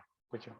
그래서 자기 입장에서는 뭐 얼마 안 되는 하루 일당이라고 생각할지 모르겠지만은 그것을 필요로 하는 사람에게는 정말 이렇게 목숨이 생명을 담보로 할 수 있는 그런 문제이기도 하죠. 그래서 이제 나중에 이제 겉옷을 바로 주라고 하지 않습니까? 겉옷을 이제 담보로 해서 갖고 있는데 돈은 못 갚더라도 겉옷은 주라는 겁니다. 왜? 겉옷이 없으면 밤에 추워서 얼어 죽을 수가 있잖아요. 돈이 문제가 아니라 생명이 우선이다 이거죠. 그래서 서로의 인권과 재산권에 대해서 이렇게 잘 관리를 해야 된다는 것이 11절에서 이제 18절까지의 내용입니다. 그리고 15절에 보면 이제 너희는 재판할 때 불의를 행하지 말며 가난한 자의 편에 들지 말며 세력 있는 자라도 두둔하지 말고 공의로 사람을 재판하라. 여기 정말 멋있는 말 아닙니까? 재판은 정의로워야 된다라는 겁니다. 근데 뭐 가난하다고 봐주고 부자라고 봐주고 그렇게 해서는 안 되고 재판은 정의롭고 공정하게 해야 된다. 보시죠. 그리고 16절에 보면 너는 내 백성 중에 도로 다니면서 사람을 비방하지 말라. 이웃들과 관계를 이렇게 깨트는 것도 죄에 속한다라는 겁니다. 그래서 수군수군 하지 말라. 신약에 보면 그런 말이 있잖아요. 모든이 비방하는 모습을 이제 그림으로 그려놨는 건데 수군수군 하지 말라. 그래서 가능한 그 사람이 없을 때는 좋은 이야기를 하더라도 나쁜 이야기는 안 하는 게 낫습니다. 근데 사람 없을 때 꼭 충고를 그때 하죠. 듣는 사람도 없는데 충고할 게 있으면 그 사람을 찾아가서 조용히 이야기하는 게 좋습니다. 근데 사람이 잘 안 돼요. 꼭 없을 때 충고라고 이제 이야기를 하는데 듣는 사람도 없고 또 듣는 그러니까 hun담이 되고 욕이 되고 비방이 되는 것이죠. 네. 들어보면 다 옳은 소리예요. 그렇지만은 방법이 옳지 않기 때문에 문제가 되는 것이죠. 그래서 사람들이 이제 수근수근하고 비방하다가 딱 걸리면 뭐라고 합니까? 내가 뭐 틀린 말 했냐? 그렇게 이야기를 하죠. 내가 없는 말 했냐? 그렇게 이야기합니다. 틀린 말 한 것도 아니고 없는 말 한 것도 아닙니다. 근데 문제가 되는 것은 방법이 옳지 않다. 그렇죠? 그래서 뭘 생각해야 됩니다. 그래서 옳은 말, 있는 말 하더라도 옳은 방법으로 이야기해라. 그게 성경적인 방법입니다. 저도 조심해야 되고 여러분도 조심해야 됩니다. 참 어려워요. 그리고 13절에서 14절까지는 억압하는 것, 폭력적인 것은 안 된다. 그리고 15절에서 16절은 이제 법 앞에서 이제 공평해야 된다는 의미고 17절에서 18절은 이제 이웃을 내 몸과 같이 사랑하라. 입니다. 전체적인 내용이죠. 17절을 보면 너는 내 형제의 마음을 미워하지 말며 내 이웃을 반드시 경책하라. 그래야면 그가 그에 대하여 죄를 담당하지 아니하리라. 그러니까 죄를 보고 몸부척하지 마라 이겁니다. 그는 봤을 때 거기에 대한 같이 사회적 책임을 져야 된다 이거죠. 그러니까 형제가 잘못할 때 이는 이 일이고 나는 내 일이고 나 모르겠다 이렇게 하지 말고 형제가 잘못된 길을 갔을 때 공동체 의식을 가지고 바로 견책을 하라 라고 이야기합니다. 그러니까 사회적 책임과 이웃에 대한 책임도 있다는 것이죠. 18절에 보면 원수를 갚지 말며 성부를 원망하지 말며 내 이웃을 사랑하기를 내 몸과 같이 사랑하라. 나는 여호와니라. 사랑하라 앞에 있는 내용들을 전체적으로 다 한 번에 이야기하고 있는 내용이죠. 그다음 19절에서 이제 37절에는 개인적인 윤리에 대해서 이제 이야기를 하고 있습니다. 19절에 보면 이제 다른 종자를 갖다가 이렇게 섞지 마라, 또 교배하지 마라 이런 거죠. 그래서 노새 같은 경우는 뭡니까? 당나귀하고 말하고 교배를 하면 노새가 나오죠. 예. 그건 이제 노새는 이제 성기가 없습니다. 그래서 예, 그냥 그, 그 후손을 남길 수가 없죠. 그냥 당나귀가 갖고 있는 이 지구력, 말이 갖고 있는 힘, 파워 이걸 합해 갖고 노새를 만드는 거지요. 그러니까 하나님께서 원래 창조한 원래 생육하고 번식하는 것을 이제 막고 그 당시에 필요한 자기들 필요에 따라서 이렇게 짜집게 한 건데 그렇게 하시는 안 된다는 겁니다. 근데 나중에 이제 여러분이 역사서를 읽다 보면 노새를 타고 다니더라 그런 말이 나와요. 그러면 아 이거 하나님의 말씀을 어기고 있구나 그렇게 보시면 될 것 같습니다. 예, 어쨌든 간에 창조 질서에 따라서 하나님께서 만든 것들에 대해서 이렇게 섞음으로써 이렇게 그 질서를 혼란스럽게 만들지 마라. 하나님이 만든 이 다양성들을 인정하고 예, 그것을 질서 안에서 이렇게 절구하라 이렇게 보시면 좋은 해석으로 이렇게 될 것 같습니다. 예. 근데 이제 섞이는 경우가 딱 있어요. 뭡니까? 성전에 보면 천사들을 보면 날개 독수리 날개도 있고 뭐 사자의 머리도 있고 뭐 그렇게 하잖아요, 그죠? 예, 그때는 하나님께서 이렇게 섞는 것은 이제 성전에서 나타나는 모습을 보게 됩니다. 그러니까 이렇게 조합하고 이렇게는 하나님의 능력이지 사람의 능력이 아니다라는 겁니다. 예, 예, 그래서 우리는 이제 하나님께 주신 그 질서 안에서 그 안에서 절구하는 자지 우리가 그것을 새롭게 뭐 창조할 수 있는 것은 하나님의 능력이다 이렇게 보시면 될 것 같아요. 그래서 앞으로도 이제 뭐 유전학이 이렇게 많이 발전되니까 이런 문제가 많이 대두가 될 수 있을 것 같아요. 예. 근데 이런 관점에서 한번 생각을 해봐야 됩니다. 그리고 만약에 섞게 되면 거룩한 것이기 때문에 하나님께서 몰수하고 보게 되거든요. 예. 그래서 그것도 한번 생각해 볼 필요가 있습니다. 그 23절에서 이제 25절까지 보면 아주 재밌는 말씀이 있습니다. 나무를 심었는데, 나무 심었는데 3년 동안에는 이제 거두지 말라라는 겁니다. 먹지 말라. 그러니까 성숙되지 못한 열매는 이제 거두지 말라. 네, 그렇게 이야기하고 4년째 되는 그때 어떻게 합니까? 하나님께 드리고 그다음에 5째 되는 날부터 해부터 풍성히 누리려면 살아라. 그렇게 이야기를 하고 있죠. 그러면 사람들이 아깝다 생각이 들겠죠. 그렇지 않습니까? 아깝다 이제 생각이 들 건데 예, 나무에까지 이제 성숙을 기다리고 또 하나님께 먼저 이렇게 제물을 드리고 그 다음에 우리가 먹는 거죠. 그러면 부족하면 하나님 책임입니다. 근데 하나님 말씀대로 했을 때 결코 부족함이 없음을 알게 될 것입니다. 예, 그래서 나무에까지 우리가 동물 복지 뭐 이런 이야기 많이 하잖아요. 예, 하나님께서 나무 복지 또 이야기를 하고 있는 것이죠. 그러고 보면 하나님께서 창조하신 이 천하 만물에 대해서 그 성숙과 성장을 기다리게 하고 또 거기에 대한 배려심이 참 사람에서부터 이 나무에까지 다 연결되고 있는 그런 모습을 보게 되겠죠. 그래 보면 참 동물 복지 이런 것도 정말 생각해 봐야 될 것 같아요. 그죠? 같은 생물, 뭐 이런 거, 뭐 이렇게 사람 필요에 따라서 그들의 행복, 그들의 건강권을 갖다 너무 침해하는 그런 생산 논리에 따라서 그렇게 살면 안 될 것 같아요. 그러고 보면 그 옛날 그 모세 그죠? 뭐 BC 한 2000년 전부터 하나님께서 이렇게 나무에까지 이렇게 사랑과 애정을 갖고 있었다고 하면 참 우리가 이때까지 하나님의 말씀을 많이 어기고 살았다 싶은 생각이 많이 들지요. 예, 그만큼 하나님의 말씀의 수준이 높습니다. 사실. 예. 그리고 26절에 보면 피째 먹지 말라. 예, 그리고 점을 치지 말라. 술법을 행하지 말라. 라고죠. 그러니까 피를 먹는 거하고 점을 치는 거하고 술법을 행하는 거하고 이렇게 우상숭배하고 연관을 지금 시키고 있지 않습니까? 그죠? 그래서 옛날에도 보면 이렇게 말배를 쫙 갈라가고 피가 이렇게 흩어지는 것을 보고 뭐 점을 치고 뭐 그런 것들이 나오고요. 잔인하지 않습니까?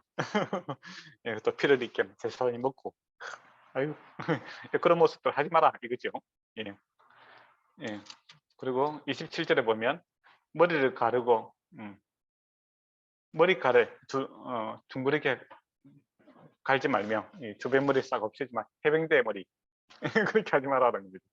수염을 끝을 손상한다든지 이게 이제 이방인의 장례식에서 이렇게 많이 비롯된 겁니다. 그러니까 죽은 자의 아픔에 동참하기 위해서 이렇게 뭐 머리를 민다든지 안 그러면 몸에 이렇게 상처를 낸다든지 그런 이방 풍습이죠.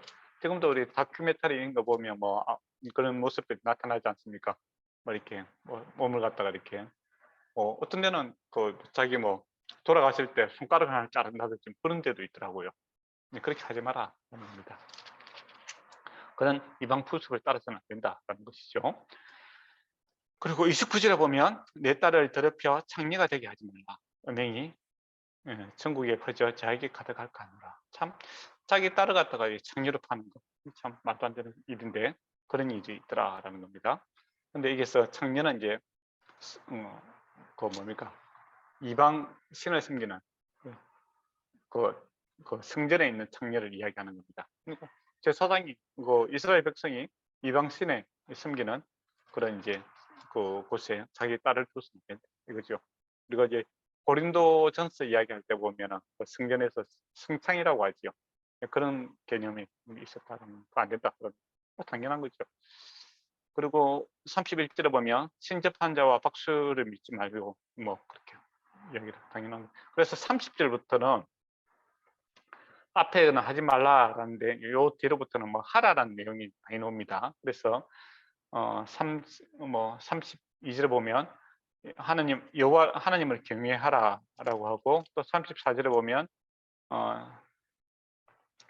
내 중에 나은 자 같이 여기며 자기 같이 사랑하라라는 것이 나오고 또 36절에 보면 공평한 저울을 사용하라라고 있고 또 37절 보면 내 모든 법도를 지켜 행하라 나는 여호와니라 하고 이제 앞에는 하지 마라 라는 쪽에서 이제 하라라는 적극적이고 적극적인 내용들이 이제 그 어법이 이제 바뀌고 있는 것을 보게 됩니다. 그래서 이제 20장부터 이제 내용은 앞에 18장과 19장에 있는 내용들을 갖다가 다시 또 이야기를 하고 있어요. 예. 일부를 갖다 순서를 바꿔서 이제 이야기를 합니다. 그러면 우리가 짐승을 먹을 때 무슨 짐승을 먹으라고 했습니까? 이게 쪽이 갈라지고, 그죠? 그 다음 대책임질하는. 여기서 이제 말씀을 다시 이제 대책임질하고 있는 겁니다. 앞에 있는 말 18장부터 19장의 내용을 이제 뒤에서 다시 순서를 바꿔서 대책임질하고 있는 그런 모습을 보게 되지요. 그래서 이렇게 하면 이렇게 하라라는 이제 그런 판례법이 나오는 거죠. 앞에 이제 말씀을 이렇게 하지 마라라고 했지 않습니까? 근데 그렇게 했다라고 했을 때는 이렇게 벌하라라는 이제 판례법에 대해서 이야기를 합니다. 무슨 말인가 있죠? 앞에서는 법을 선포하고 나서 법을 어기면 어떻게 할까요? 그렇게 되면 이는 죽여야 된다. 이제 그렇게 되는 거죠. 보면 이제 2절에 보면 이스라엘에서 거류한 거민들이든 이스라엘 함께 사는 이제 이방인이든 그의 자식을 몰래에게 주면 아까 전에 몰래 이야기했죠. 손바닥 이렇게 해서 반드시 죽이라 이겁니다. 그래서 죽일 때 그 지방 사람들 돌로 치라라고 이야기합니다. 돌로 치라고 한 이유가 뭘까요? 예. 돌로 칠 때는 이제 정인이 먼저 치고 그 다음에 주변 사람들 돌로 던지는 겁니다. 예, 그렇게 해서 공동체가 이 책임이 있다라는 겁니다. 제가 이렇게 붉어지는 거, 이 사람 책임도 있지만은 이대로 이렇게 발전되게끔 하고 이렇게 문제가 발생하는 것은 이 공동체 전체가 책임이 있다라는 겁니다. 예, 그래서 또 이 뭡니까? 죄를 억제하는 방법도 있겠죠. 이와 같은 행하는 자는 이제 죽게 된다, 반드시 죽게 된다. 그래서 공동체가 이제 그 책임이 지고 또 죄를 억제하는 이제 그런 처형 방법으로서 이렇게 돌로 치는 그런 방법도 있죠. 근데 우리가 이제 마태복음에 보면은 세례 요한이 목을 베이지 않습니까, 그죠? 예, 그거는 이제 이스라엘 체행 제도가 아니에요. 그거는 그 로마의 체행 방법을 이스라엘 왕이 지금 사용하고 있는 방법이죠. 그 자체가 이제 불법이다 그런 겁니다. 예. 도르치라라는 것은 죄를 억제하는 방법도 있고 공동체가 이리 죄를 키운 책임도 같이 져야 된다라는 이제 그런 모습을 보게 됩니다. 우리가 5시 반까지 하죠. 그죠? 예. 진도를 좀 빨리 나가겠습니다. 예. 그래서 4절에 보면 예. 그 지방이 그가 그의 자식을 몰락에 준 것을 그 지방 사람이 원본 척하고 그래 죽이지 아니하면 예, 백성에서 끊어지더라 합니다. 그러니까 죄를 보고 묵과하는 거, 원본 척하는 것도 이제 문제가 된다라는 겁니다. 죄를 동조하는 것도 문제가 된다라는 것이고, 뭐 이렇게 앞에 말했던 박충무당이나 엄랑이 해가고 이렇게 죽여라 그런 이야기가 나옵니다. 그리고 이제 9절에 보면 9절에서 이제 21절까지의 내용은 거룩한 가족관계, 앞에서 이제 가족관계 잘해야 된다고 했지 않습니까? 그렇게 했을 때 만약에 죄를 범했을 때 어떻게 해야 되는가? 반드시 죽여야 된다. 그리고 보면 책임자가 죽는 경우도 있고 둘 다 죽여야 되는 경우도 있습니다. 11절에 보면 그의 아버지와 아내와 동침한 자는 그 아버지의 하체를 보면 둘 다 죽여라. 이거는 성인이니까 둘 다 성인이잖아요. 공동 책임이 있는 경우는 둘 다 죽여야 되는 거고. 그리고 14절에 보면 누구든지 아내와 자기 장모를 데려다가 살면 악행 그러니까 딸하고 엄마하고 딸하고 한꺼번에 데리고 사는 게 좀 더 악한 것이잖아요. 그럴 때는 이제 하형식을 정합니다. 함께 불살라라 하는 것이죠. 예. 그러고 보면 이제 창세기에 보면은 그 뭡니까?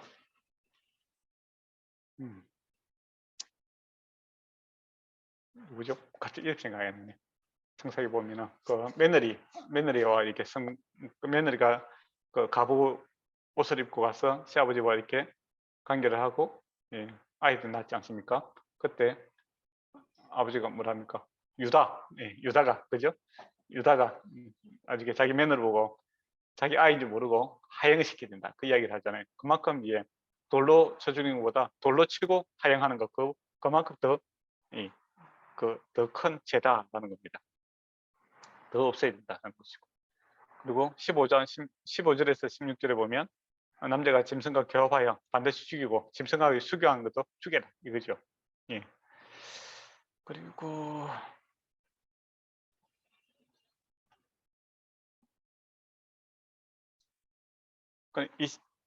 그렇게 어쨌든 근데 이제 종을 갖다가 이제 종인데 이제 그 데려다가 이렇게 했을 때는 종은 책임지지 않습니다.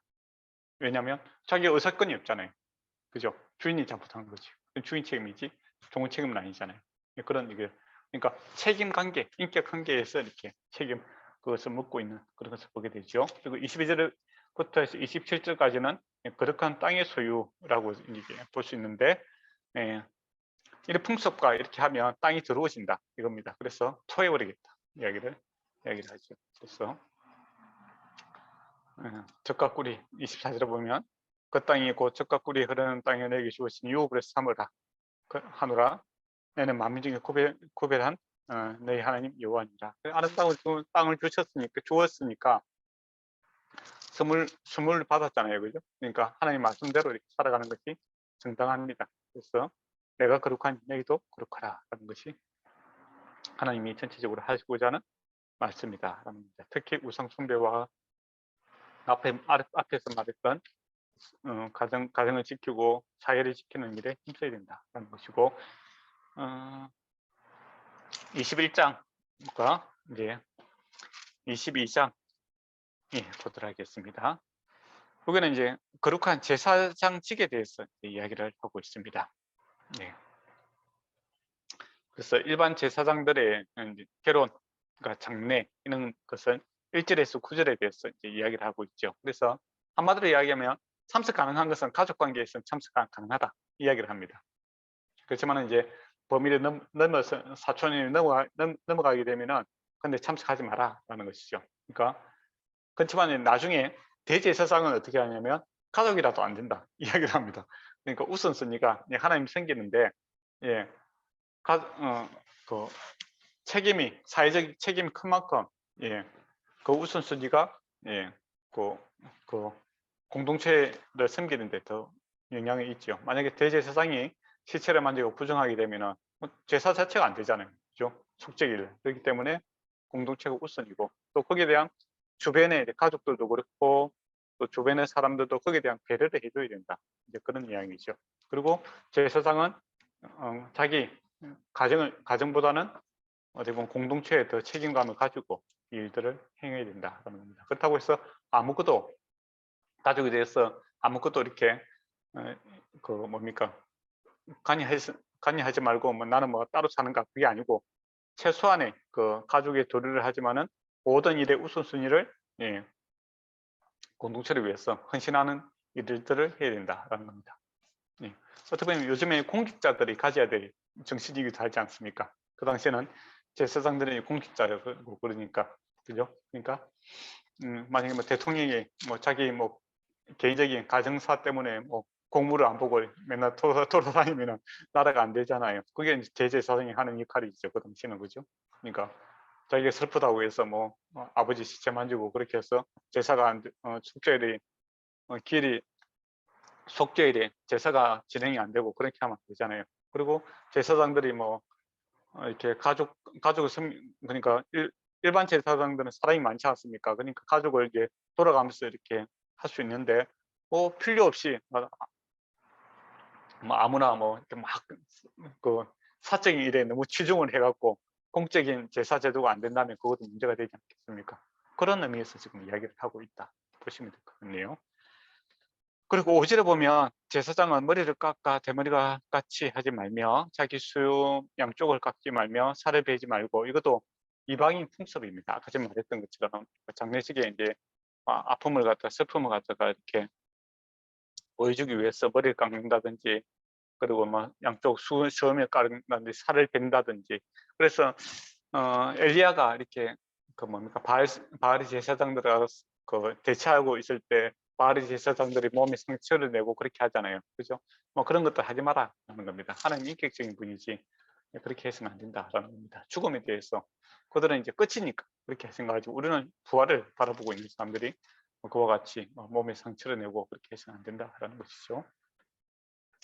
그리고 결혼을 할 수 못하는 사람이 실제로 보면 부정한 성녀라든지 이혼당한 여인이라든지 뭐 그렇게 이야기를 하고 있는데 그게 이제 그 대표성을 갖고 있으니까 그죠? 그렇게 그러니까 만약에 교회 사모님이 뭐 이렇게 옛날에 좀 밤업소에서 이렇게 다녔다라고 하면은 예, 뭐 그럴 수도 있죠. 뭐 회개하고 그죠? 예. 그렇지만은 이제 우리가 이제 공동체로 이렇게 해서 대표성을 가진 데 있어서는 사람들이 예, 약간 좀 싫어할 수 있겠죠. 예, 그렇게는 사랑을 먼저 선택했다면 그렇게 한다면은 뭐 이렇게 대중 앞에 나서는 자리는 좀 안 하는 게 낫다 이거죠. 예, 그러니까 대표성을 갖고 있기 때문에 그런 이야기가 나오는 겁니다. 그만큼 그 여행적으로 교육적인 측면도 강한 거죠. 예, 그러니까 제사장들이 공인이기 때문에 교육적인 측면도 강하기 때문에 이와 같은 것들을 이야기를 하고 있습니다. 예. 그리고 구절을 보면 어떤 제사장이 딸이든지 행음하여 자기를 속되게 하여 아버지를 속되게 하시면 그를 불사르라. 이게 종교적인 이유이기도 한데 그 만약에 목사님 딸이 뭐 이단에 들어가고 뭐 이렇게 몸을 들이피고 이렇게 살아간다면 그건 책임이 크다는 겁니다. 아버지 부모님이 교육을 안 한 것도 크고 그 딸이 또 여러 가지 교육을 받음에도 불구하고 그와 같은 결단을 하고 살아간다면 물란하게 살아간다면 그 책임 또한 크다는 것을 이야기를 하고 있죠. 그래서 그렇게 이야기를 하고 있습니다.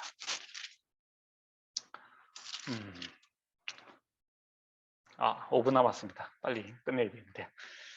그러면 진도로 좀 나가서 이제 16절을 보도록 하겠습니다. 여호와께서 모세에게 말씀하여 이르시되 라고 이야기하면서 순결과 이제 순수, 뭐 흠이 없는 뭐 이런 것들을 이야기를 하고 있죠. 흠이 없어야 된다 이야기합니다. 그는 흠 없으신 예수 그리스도를 예표하기 있기 때문에 그렇습니다. 그러면 지금은 이제 목사님이 다리가 좀 불편하고 목사가 될 수 있느냐 없느냐 뭐 그렇게 했을 때 될 수 있습니다. 그죠? 그러나 구약에서는 예표성 갖고 있기 때문에 그렇게 이야기를 하는 거죠. 근데 이런 말씀을 가지고 그대로 가지고 몸이 불편하신데 목사님 못 된다고 이렇게 주장하는 사람이 있는데 그거는 성경을 잘못 알고 있습니다. 네. 그러니까 대제사장이라든 제사장이 예표성, 흠이 없는 예수 그리스도를 예표하고 있기 때문에 그와 같은 요소를 지금 이야기를 하고 있습니다. 그리고 이게 그 몸의 그도 중요하지만 사실 마음이 더 중요하지요. 그 이제 구약에 보면 사울이라는 왕이 있지 않습니까?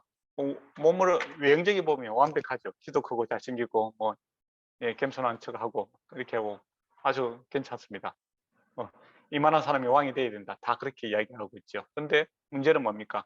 마음이 하나님께 합당하지 않는 자였죠.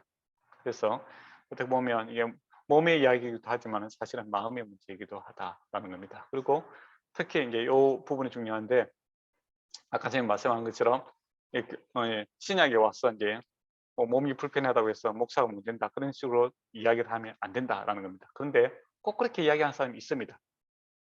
그 목사고시 장로 그렇게 설교하면 목사님 중에서도 이렇게 터무니없는 이렇게 성경을 잘 모르고 그렇게 이야기하시는 분들이 있는데 그거 아닙니다. 그렇게 하시면 안 됩니다. 정말 마음으로 주님을 마음만큼 사랑하고 또 섬기고자 하는 그 마음들이 있는지 또 그 성경을 해석할 수 있는 능력이 있는지 주의 말씀에 따르고자 하는 수고가 있는지 그런 걸 봐야 되지 그 외형적을 보고 그렇게 평가해서는 안 된다. 지금 그렇게 평가하면 안 됩니다. 구약에 있다고 해서 그렇게 하면 안 돼요. 그리고 이제 22장에 보면 먹는 것에 대해서 제사장의 음식들에 대해서 이제 쭉 이야기를 하고 있습니다. 네. 좀 더 엄격합니다.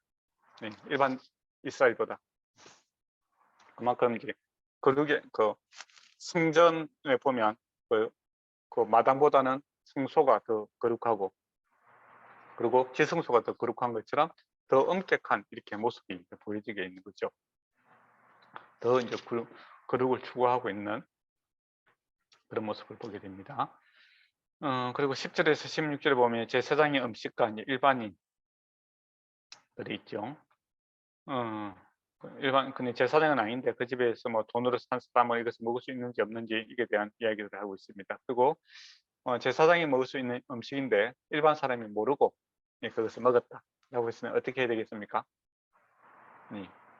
20% 배상을 해야 됩니다. 뭐 사람 죽이고 할 건 아니고 20% 배상에 모르고 먹었으니까 20%더 내야 된다라는 그런 내용이 있죠.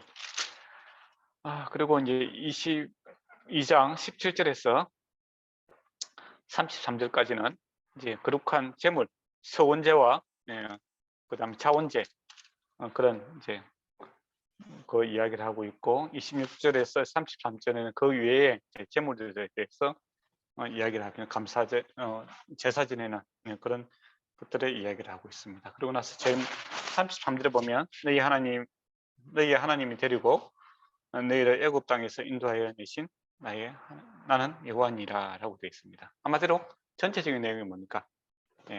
하나님이 너희를 구원해냈다. 그래서 약속의 땅에 좋은 거 주시고 좋은 거 먹고 바른 마음 품고 옳은 행동을 하고 살아가는 것이 하나님이 거룩하게 살아라. 거룩한 땅에서 거룩한 거 먹고 거룩하게 행동하고 거룩한 삶을 사는 것이 잘 사는 것이다. 이야기를 하고 있습니다. 이게 율법의 내용입니다. 어렵지 않죠. 그죠? 시간도 딱 끝났습니다. 얼마나 좋습니까? 예. 앞에 있는 내용들이 중복되기 때문에 이렇게 해도 여러분 읽어보면 알 겁니다. 핵심은 하나님이 거룩하니 나도 하나님 닮아서 거룩하게 사는 거고 거룩한 땅을 그저 주었으니 그저 또 하나님께 책임지실 것이고 또 거기에 대한 주님의 마음을 품고 살아가는 것이 행복이다. 그래서 율법은 하나님 사랑을 나타내는 것이고 또 율법대로 살아가는 것이 우리 피곤하게 하는 것이 아니라 건강하게 하는 것이고 또 아름답게 관계가 회복되는 것이고 내 가족관계, 1차적인 성관계, 가족관계도 회복되는 것이고 또 이웃들과의 관계도 회복되는 것이고 나중에는 어떻습니까? 식물까지도 자연까지도 회복되는 방법이 주의 말씀을 쫓아 살아가는 것이다 라는 겁니다. 땅의 회복은 사람의 회복에 달려 있습니다. 그래서 신약에도 만물이 주의 백성들이 주의 백성이 오기를 고대하고 있다. 예, 그 이야기를 하고 있지 않습니까? 예. 혹시 질문 있습니까? 질문은 없을 것 같습니다. 너무 잘 설명해 주셔서 딱 클리어하게 받았고 그냥 지금 레위기 읽으면서 하나님이 그냥 얼마나 죄를 싫어하시는지 얼마나 보호하시고 싶으신지 그런 걸 좀 많이 계속 느꼈던 것 같습니다. 아유, 감사합니다. 은혜가 됩니다. 혹시 뭐 다른 분들은 뭐